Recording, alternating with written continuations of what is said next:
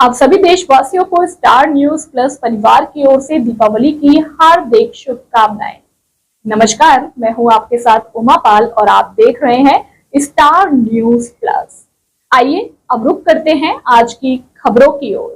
तब तक बने रहें स्टार न्यूज प्लस पर मेरे साथ।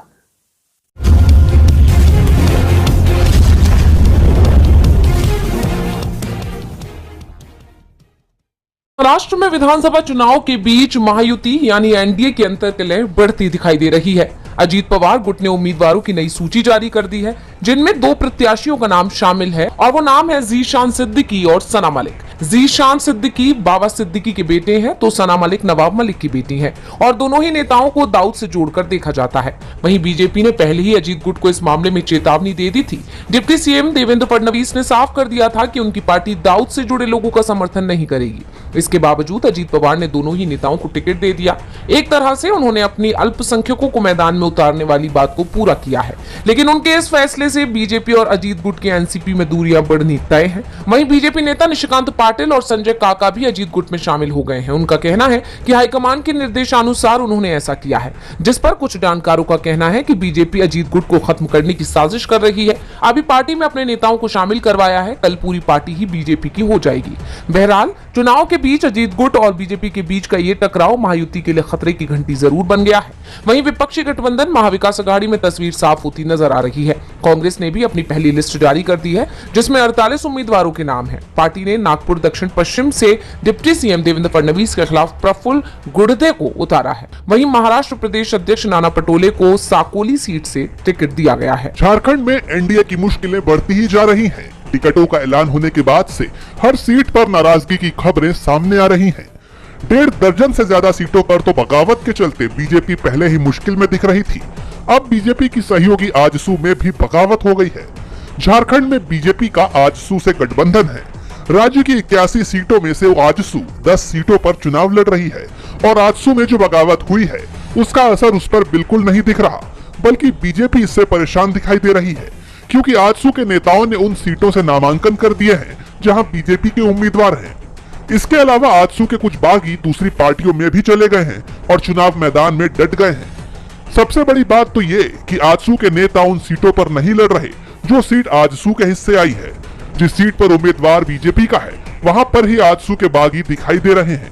नेता प्रतिपक्ष अमर कुमार बाउरी के खिलाफ आजसू छोड़कर उमाकांत रजक जेएमएम के उम्मीदवार बन गए हैं। वहीं बीजेपी विधायक नवीन जायसवाल के खिलाफ भी आजसू नेता भरत कांशी ने निर्दलीय अपना नामांकन भर दिया है।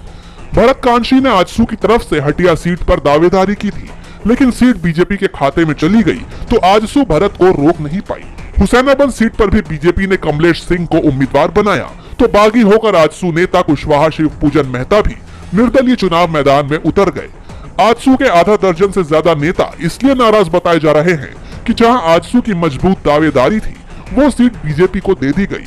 इसके बाद कई नेता निर्दलीय चुनाव लड़ने की तैयारी में हैं, तो कई पाला बदल रहे हैं। महाराष्ट्र और झारखंड में जारी विधानसभा चुनाव के बीच राहुल गांधी लगातार लोगों के बीच पहुंच रहे हैं, उनसे मुलाकात कर रहे हैं, उनका दुख दर्द जान रहे हैं। और इसी सिलसिले में राहुल गांधी दिल्ली के उत्तम नगर की प्रजापति कॉलोनी पहुंचे।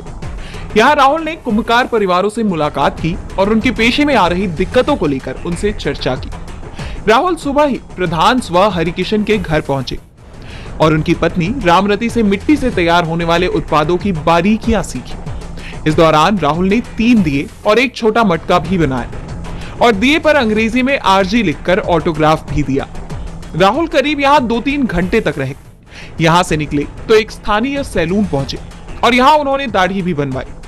दरअसल दिवाली का त्योहार बस आने को है और हर घर रोशनी से जगमगाने वाला है, लेकिन सवाल ये है कि ये रोशनी झालरों से होगी या फिर मिट्टी के दियों से, क्योंकि कुम्हार बड़ी मेहनत से दिए बनाते हैं, लेकिन विदेशी झालरों ने काफी हद तक इनका रोजगार छीन लिया है।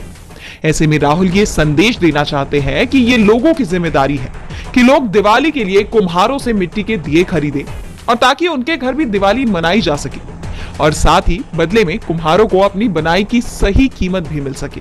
देश में महंगाई लगातार बढ़ रही है। दवाओं से लेकर खाने पीने की वस्तुओं के दाम तेजी से बढ़ते जा रहे हैं। इसे लेकर एक बार फिर कांग्रेस ने मोदी सरकार पर निशाना साधा है। पार्टी अध्यक्ष मल्लिकार्जुन खड़गे ने ट्वीट किया कि भाजपा लागू महंगाई ने महाराष्ट्र सहित देश की जनता पर ऐसी मार मारी है कि उससे निपटने के लिए भाजपा को सत्ता से बाहर जाना ही होगा। महाराष्ट्र में पिछले दरवाजे से सत्ता हथियाने वाली भाजपा की ट्रिपल इंजन सरकार ने आम आदमी की थाली से निवाला छीनने का काम किया है। खड़गे ने बताया कि एक आम थाली के दामों में केवल एक साल में 52% की भयावह बढ़ोतरी हुई। अक्टूबर 2023 से अक्टूबर 2024 के बीच में एक आम शाकाहारी थाली में इस्तेमाल हो रहे टमाटर के दाम 247% तक बढ़े हैं। आलू के दाम 180% बढ़े हैं। लहसुन, जो वित्त मंत्री शायद खाती नहीं, उसके दाम 128% बढ़े हैं। औसतन सभी सब्जियों के दाम 89% बढ़े हैं। खाद्य तेल, नमक, आटा, इनके दाम 18% तक बढ़े हैं। खड़गे ने आरोप लगाया कि भाजपा ने महंगाई का जाल फैलाकर महाराष्ट्र की जनता के अरमानों पर पानी फेर दिया है और साथ ही ये दावा किया कि इस बार महाराष्ट्र ने तय किया है कि भाजपा और उसके साथियों के लिए विदाई द्वार पूरी तरह से खोल देंगे। बता दें कि 20 नवंबर को महाराष्ट्र में विधानसभा चुनाव होने हैं और एक तरह से खड़गे ने चुनावों के बीच बीजेपी को चेतावनी दे दी है कि प्रदेश की जनता इस महंगाई की मार का जवाब वोट से। भारतीय जनता पार्टी चुनावों में व्यस्त है। इस बीच बीजेपी को कर्नाटक से बड़ा झटका लगने वाला है। दरअसल यशवंतपुर के विधायक एसटी सोमशेखर ने दावा किया कि बीजेपी के 8 विधायक जल्द ही कांग्रेस पार्टी में शामिल होंगे। उन्होंने खुलासा किया कि कांग्रेस में शामिल होने वाले 8 विधायकों में से 2 बेंगलुरु के हैं।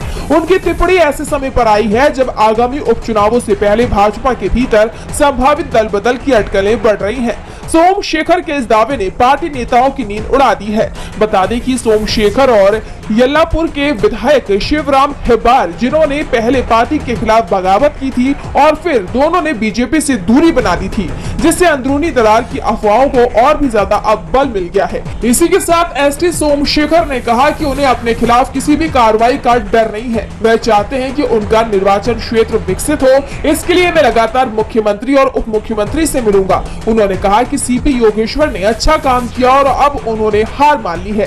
बीजेपी नेता आर अशोक की बातों को गंभीरता से ना ले।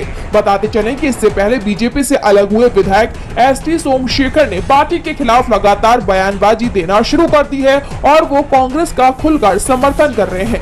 लोकसभा चुनाव के दौरान भी उन्होंने कांग्रेस नेताओं के साथ बैठक की थी और पार्टी के उम्मीदवार के खिलाफ आवाज उठाई थी और अब उन्होंने दावा किया कि पार्टी के 8 विधायक जल्द ही कांग्रेस में शामिल होंगे। अगर एसटी के ये दावे सच होते हैं तो बीजेपी के लिए कर्नाटक से मुश्किलें बढ़ सकती हैं। जम्मू कश्मीर में लगातार हो रहे हमलों पर प्रदेश की सियासत गर्मा गई है। इन हमलों पर नेताओं की बयानबाजी अब शुरू हो गई है। इसी कड़ी में नेशनल कॉन्फ्रेंस के अध्यक्ष फारूक अब्दुल्ला का बयान सामने आया है।